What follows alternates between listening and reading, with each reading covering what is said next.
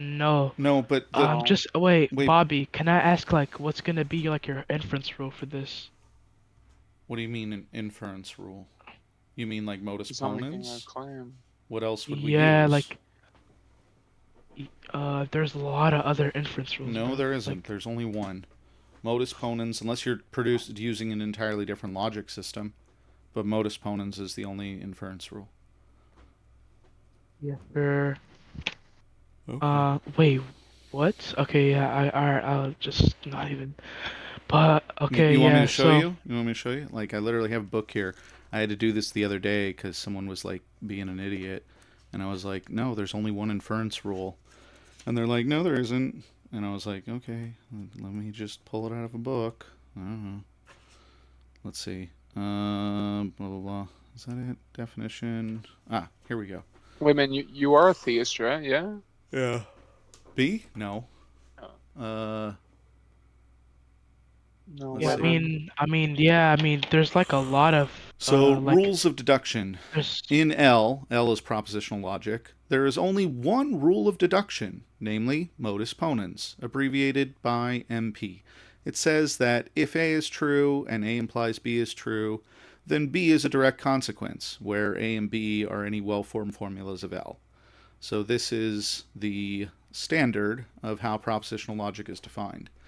There are many theorems of propositional logic that might also be called inference rules, but you only ever need one of them to derive the other ones. So just because we name a bunch of yes. theorems, right, that didn't actually mean we changed the method of inference. The method of inference is still identical. So saying, oh, what mode of inference are you using when you're referring to other theorems that derive the exact same thing as modus ponens is silly, because that's the only assumption made in propositional logic is that there's modus ponens, and that you do have to assume without proof. The rest of them are derived automatically, right? Yeah, precept, right? Yeah. Yeah, so like yeah, so like modus ponens wouldn't be enough, right? So No, like false. I just to I to literally yeah, hold just up. said Yeah, that let me that's explain. all you needed. Let me ex let me explain. I just So to read it reason for from an you in a book. I just yeah, read hold up. it. Yeah, hold up. Yeah, hold up. Give me one What second. do you So to reason from a negative outcome, right? You would need tollens, right? So False. if That's you're just gonna false.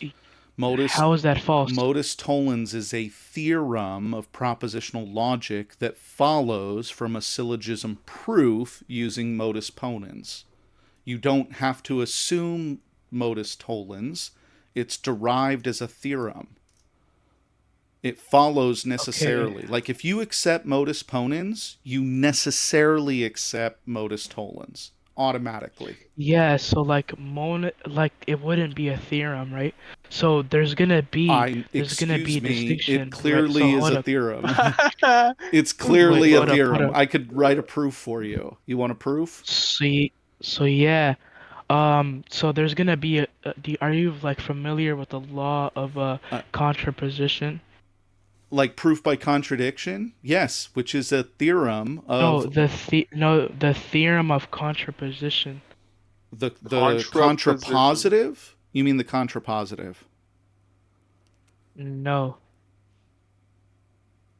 I don't know what you're talking about there. Is this even real, brother? Yeah, so it's gonna be a rule of replacement. That's because that's just what's gonna be contraposition, right? Or it's also called the law of transposition, Here, right? look at it. It's just a rule of replacement. What It's is gonna be like a specific contraposition? yeah, Contraposition is a so logical rule that allows you to transform a Yeah, conditional statement you have to use into its. modus It's ponens the to do contrapositive. That's what I just contraposition. said. Contraposition is just the you stating the logical form of doing the contrapositive. That's I called it the yeah. contrapositive. Whatever. Okay. Fine. Special word for doing the Okay, contrapositive. wait, Cool. why are we even debating inference rules? You said there was more Let's than just go back one. to the main You topic. brought him up, You bro. said You you Yeah, had no, asked to it's him. fine. accept more inference rules than just one. Like I said, I Yeah, accept Bro no. modus asked ponens, for it. Yeah, so which like, yeah, so like one, you literally just said Mona's what's it called, tollens, right? mhm, You're saying that it's a theorem. I can prove It's it it's for not you. it's not. Okay, it sounds like you want Okay, to go prove through the it, prove proof. it. Here, I'll just have Google do it Yeah. because it's like trivial. Prove modus tollens, however you spell it, using modus ponens.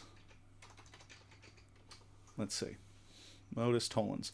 Proving modus tollens using modus ponens relies on the logical principle of transposition, of course, which states that any condition P implies Q is logically equivalent to the contrapositive, not P, not Q. Proof. Premise 1, P implies Q. Premise 2, not Q. Conclusion, not P. So this is the statements that allow us, or that it gives us modus tollens, right? So we want to prove that this is a conclusion, that if you assume this is true and you assume this is true, then this must necessarily be true, right? Here's the step-by-step proof of that using modus ponens. You first start with the first statement that you assumed is true. P implies Q.